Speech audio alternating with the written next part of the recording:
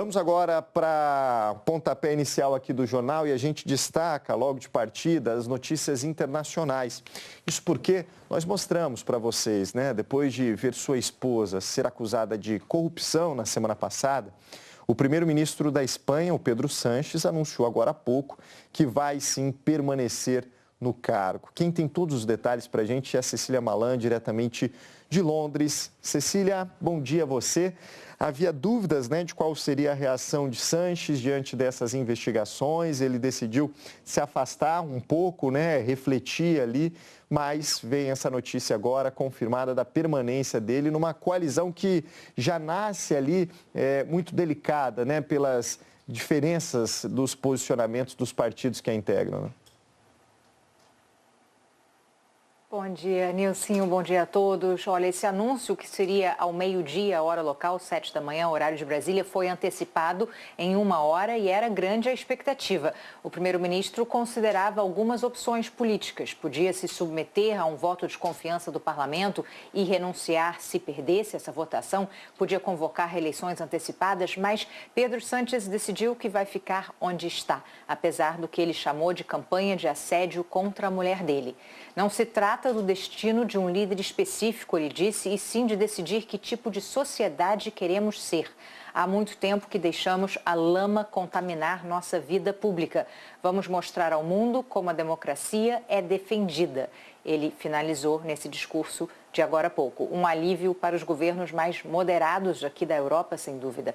Hoje cedo, Sánchez se encontrou com o rei Filipe VI nos arredores de Madrid. O chefe de Estado precisaria ser envolvido se uma nova eleição geral fosse convocada. Seria a quarta em 5 anos.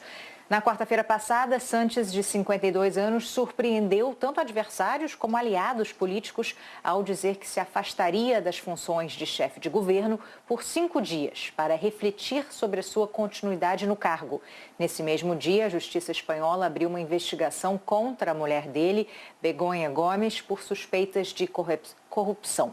Alegações que Sánchez diz serem falsas e orquestradas pela direita e extrema-direita num ataque sem precedentes, palavras dele. Segundo a imprensa espanhola, investigadores examinavam supostos vínculos dela com empresas privadas que acabaram recebendo fundos e contratos públicos do governo. Mas o Ministério Público Espanhol pediu o arquivamento da denúncia e no fim de semana milhares de apoiadores fizeram manifestações em Madrid pedindo que Sánchez permanecesse no cargo. Ele ouviu, sim.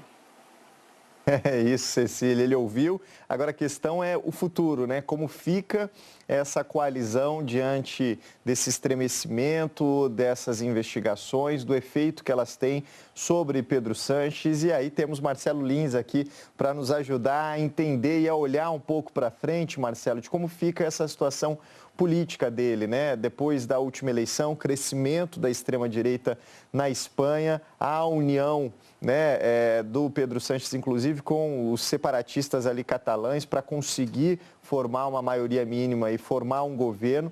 Tem a formação desse governo, agora essa fonte ali de instabilidade. Como fica a posição de Pedro Sánchez a partir de agora no comando da Espanha, Marcelo? Bom dia a você. Bom dia, Nilson. Bom dia, Cecília. Bom dia a todo mundo que está com a gente. Pois é, Pedro Sánchez, que tem uma carreira política marcada por algumas reviravoltas e algumas voltas espetaculares, marcou mais um desses movimentos com essa não renúncia, E que ficou até a última hora sem se saber o que aconteceria. Ao longo do discurso mesmo, esse pronunciamento oficial que a Cecília citava agora há pouco, ele parecia dar a entender em alguns momentos que ele iria acabar renunciando ou pelo menos convocando o parlamento para votar uma moção de desconfiança, algo assim, para colocar o cargo ali à disposição, mas não. No final, depois desse suspense de quase uma semana, 5 dias, ele reitera que vai permanecer no cargo, diz ter ficado muito tocado pelas manifestações de apoio públicos que recebeu nos últimos dias e, de fato, foram milhares e milhares de pessoas nas ruas de algumas cidades espanholas demonstrando apoio a Pedro Sánchez e protestando contra o que é chamado de uma campanha de difamação alimentada principalmente pela extrema-direita espanhola, e Pedro Sánchez garante que está voltando mais revigorado do que antes. Resta saber se é isso mesmo, se essa jogada de marketing vai ter, por exemplo, os efeitos eleitorais que ele espera que tenha. Fato é que é um movimento bastante inusitado, ao qual a gente não está acostumado. Ele fala no discurso ainda que essa campanha de difamação que ele e a família sofrem não é nem de agora, piorou nos últimos tempos, mas é algo que vem já há 10 anos acompanhando a carreira política dele e o momento que ele ganhou mais protagonismo, mas ele diz que está disposto a enfrentar porque ele quer mostrar que a sociedade espanhola quer um outro tipo de política que não seja baseada na lama, na difamação, no ataque à reputação. Rebateu mais uma vez as acusações que pesam contra a mulher dele, a Begônia Gomes, diz que isso será enfrentado aonde deve ser, né? E vamos ver, acho que ele dobrou a aposta.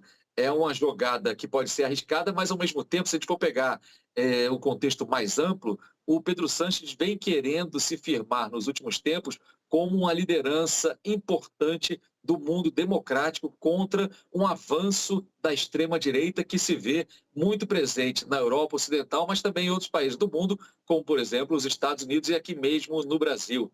Não custa lembrar, Nilson, que na recente visita que fez ao Brasil, Pedro Sánchez falou desse tema, eu tive a oportunidade de entrevistá-lo lá em Brasília, e ele dizia da importância de se criar uma aliança entre lideranças democráticas para enfrentar esse avanço da extrema-direita. Aliás, o presidente Lula retomou esse mote não faz tanto tempo assim, comentando que o Pedro Sánchez e o presidente da França, Emmanuel Macron, estão envolvidos nesse mesmo esforço.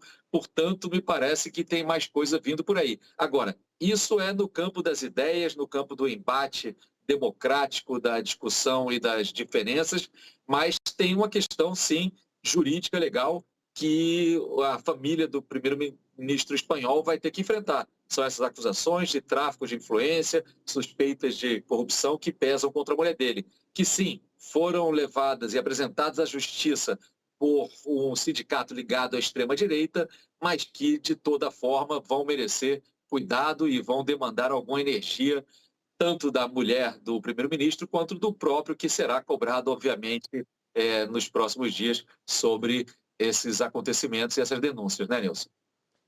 E a Espanha estava ali, inclusive, na presidência do Conselho da União Europeia, né? Pedro Sánchez, inclusive, é considerado um aliado importante do governo brasileiro no sentido da negociação daquele acordo tão difícil ali, né, de ser finalizado entre Mercosul e União Europeia, que já vem de muito tempo. Então, isso também tem um impacto para a gente aqui, né, Lins? Isso é importante ser dito.